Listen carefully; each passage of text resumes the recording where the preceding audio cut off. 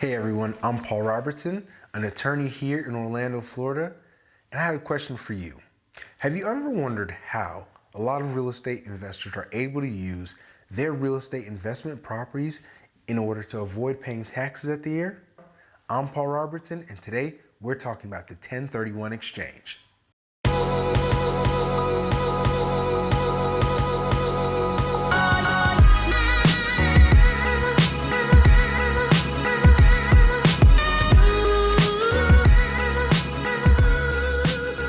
So what's a 1031 exchange?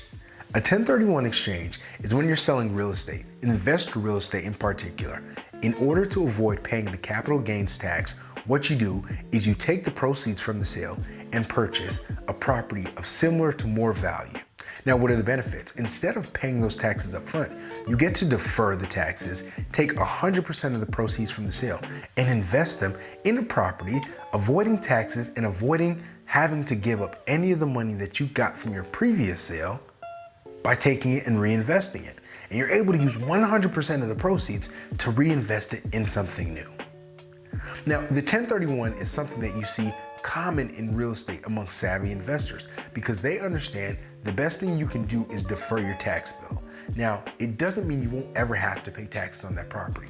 Sooner or later, you will. But it's better to take 100% of those proceeds and reinvest them rather than paying the tax on those properties every time you sell a house. Now I'm going to give you 3 fast facts about the 1031 exchange.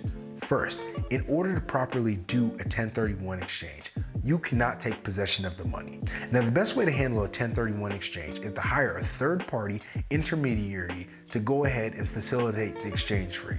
A lot of times they can be done through a lawyer, they can be done through an accountant, or sometimes they can be done through your closing agent based on who you're using as your escrow agent. Now, what that agent is going to do is when the sale is complete, the proceeds will go directly to them. They'll put it into an escrow account, and from the escrow account, they'll then use the proceeds to go ahead and purchase your next property. Fast fact number 2, after you've sold your house, you have 45 days to identify the new property that you'd like to go ahead and purchase. Now, the clock starts ticking upon closing. So once you closed, you have that 45-day window. You have to go out and identify the new property that you're going to go ahead and purchase. So what a lot of real estate investors do is they like to identify that property prior to actually closing on their house. That way, they're not pushed under the gun and forced to make a bad investment decision because they didn't already have the next property lined up that they wanted to go ahead and use on that 1031 exchange. Another fast fact is the property that you're using for the 1031 exchange has to be eligible for the capital gains tax. And that means you have to have held it for a longer period than a year. And also it has to be an investor piece of real estate. Now, what you don't want to do is try and use this for flips because this isn't properly the right vehicle to use for flips in order to get the best tax savings.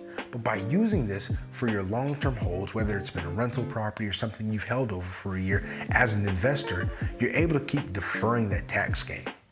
So the 3 fast facts we have for you regarding a 1031 exchange is first, you need to make sure that you have a third-party, non-interested intermediary to go ahead and take possession of that money at the time that house is closing. Second, you have to make sure that you have that next property identified because once the house closes, you have 45 days in order to go ahead and identify the next property you're going to use for the 1031 exchange. And third, the 1031 exchange is for long-held investor real estate.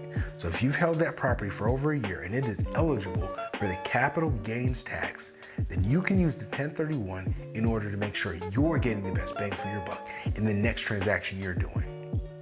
Thanks once again, everyone. I'm Paul Robertson. I hope you've enjoyed this content. If it's been good for you, make sure you take it, share it with someone who you think would be useful to, like, and make sure you subscribe. I want to thank you for tuning in. I'm Paul Robertson, and I'm signing out.